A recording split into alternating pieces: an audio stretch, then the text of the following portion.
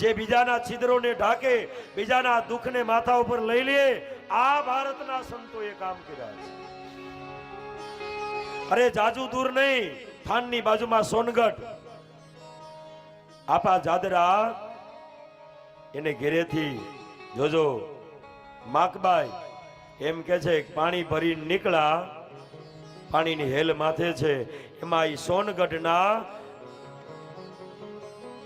એક વિધવા માં, એનો એક ને એક દીકરો, અને અકાળે મૃત્યુ થયું, જવાન જોત દીકરો મરી ગયો.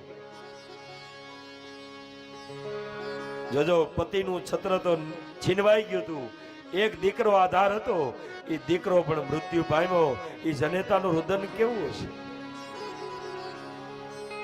અને માં રડતી હતી, એક ને એક દીકરો મૃત્યુ પામ્યો, એનું છત્ર છીનવાઈ ગયું.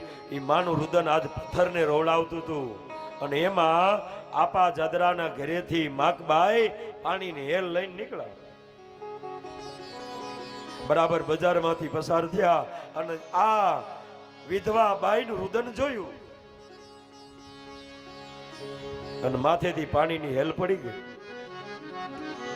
અને જ્યાં રુદન જોયું અને પાણીની હેલ લઈ અને આપા જાદરાને ત્યાં આવ્યા, પાણીની હેલ જ્યાં પાણીયારે મૂકી અને ચોધાર આંસુએ માકબાઈ રડી પડ્યા.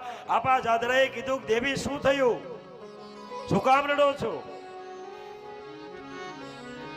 અને બધી વાત કરી. કરે મહારાજ, એક આધાર હતો એ વિધવાનો, એ દીકરો, ભગવાને આધાર પણ છીનવી લીધો.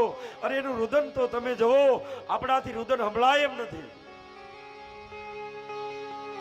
આપા જાદરા સમજાવે છે કે દેવી, અહીંયા તો જે આવ્યા એને જવાનું છે, આજ નહીં તો કાલ. અહીંયા જાત છે ઈ ધ્રુવ મૃત્યુ,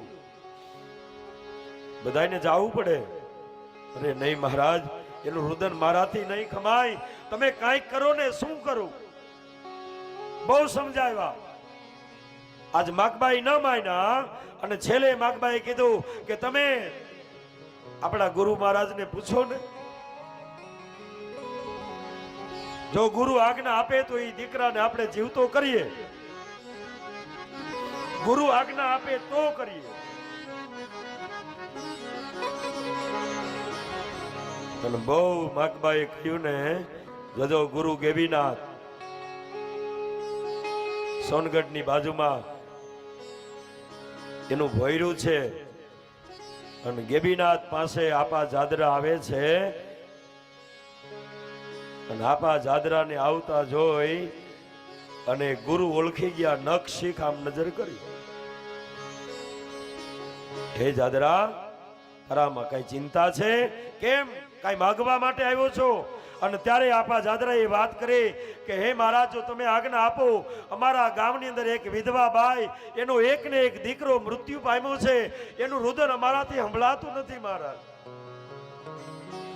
જો તમે આજ્ઞા આપો તો તમારા બળથી અમે એ દીકરાને જીવતો કરીએ. અને ત્યારે ગુરુ ગબીનાથે એક જ શબ્દ કહ્યો, હે જાદરા, એમાં મને પૂછવા થોડું હોવાય, મને પૂછવા શું કામ આવ્યો? તારો દીકરો આપી દે, તારા દીકરાને હુડાવી દે, એનો દીકરો જીવતો કરી દે. શું કહ્યું? તારા દીકરાને આપી દે, એના બદલામાં એનો દીકરો જીવતો કરી દે. જો આ સમર્પણ આ સંતોનું છે. અને આપા જાદરા આવી અને માકબાઈને કહ્યું, ગુરુએ એમ કીધું કે તમારે એક ને એક દીકરો છે, એને આપી દો, આ દીકરાને જીવતો કરો. અને આપા જાદરાએ દીકરો આપી દીધો પોતાનો, અને વિધવા બાઈના દીકરાને જીવતો કર્યો. આ સમર્પણ.